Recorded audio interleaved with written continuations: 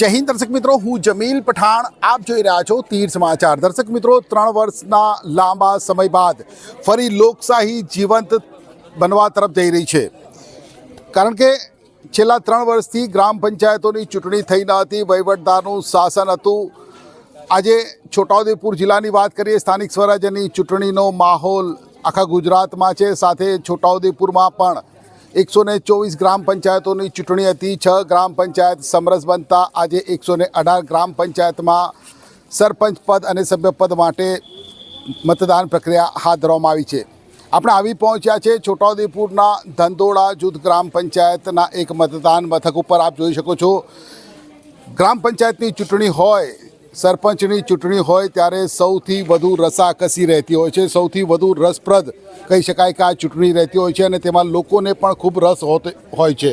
અને તે આ કતારો ઉપરથી આપણે જોઈ શકીએ છીએ કે સવારના અત્યારે 9:15 વાગ્યા છે અને સવારના 9:15 વાગે જ્યારે ગૃહિણીઓ પોતાના ઘરના કામમાં વ્યસ્ત હોય છે, પરંતુ અત્યારે અહીંયા તેઓ પોતાનું મત આપવા માટે કતારો લગાવીને ઊભી છે. કહી શકાય કે ગ્રામ પંચાયતની ચૂંટણીમાં લોકોમાં ખૂબ જ રસ હોય છે, ઉત્સાહ હોય છે. ધંધોળા ગ્રામ પંચાયતની વાત કરીએ તો કુલ 4 સરપંચ પદના ઉમેદવારો છે. 10 વોર્ડ છે અને 10 વોર્ડમાં કુલ 16 સભ્ય પદ માટેના ઉમેદવાર છે. અને એક મહત્ત્વની વાત એ છે કે આ વખતે ચૂંટણી બેલેટ પેપર ઉપર થઈ રહી છે. લોકો બેલેટથી મતદાન કરી રહ્યા છે. ગામની મહિલાઓ હોય, યુવાઓ હોય, વૃદ્ધ મહિલાઓ હોય, તમામ પોતાના મતાધિકારનો ઉપયોગ કરવા માટે મતદાન મથક ઉપર સવારથી કતારો લગાવીને ઊભા છે. ત્યારે આપણે આ જે મતદારો છે તે પૈકીના કેટલાક મતદારો પાસે વાત કરીશું. કેમેરામેનને કહીશ કે આ એક બેન યુવા મતદાર દેખાઈ રહ્યા છે. બેન, શું નામ છે તમારું?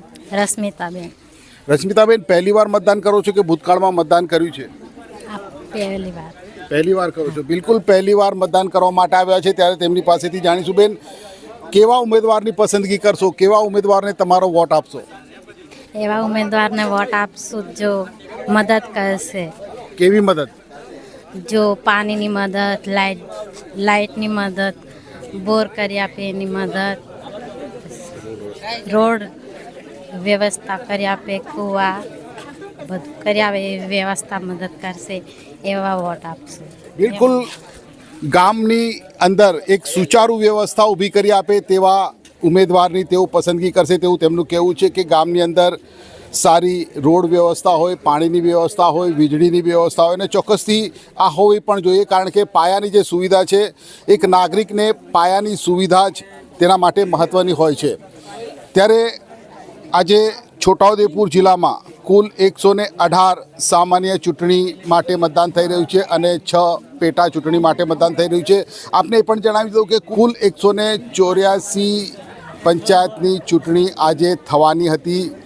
124 સામાન્ય અને 60 પેટા ચૂંટણી હતી, પરંતુ તેમાંથી 6 ગ્રામ પંચાયત સમરસ બની છે અને તેને લઈને 118 સામાન્ય ચૂંટણી થઈ રહી છે.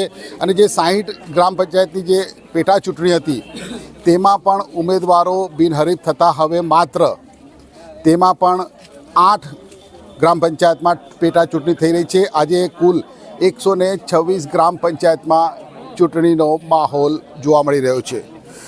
સતત છોટાઉદેપુર જિલ્લામાં ગ્રામ પંચાયતની ચૂંટણીના અપડેટ જોવા માટે જોતા રહો તીર સમાચાર. ધન્યવાદ.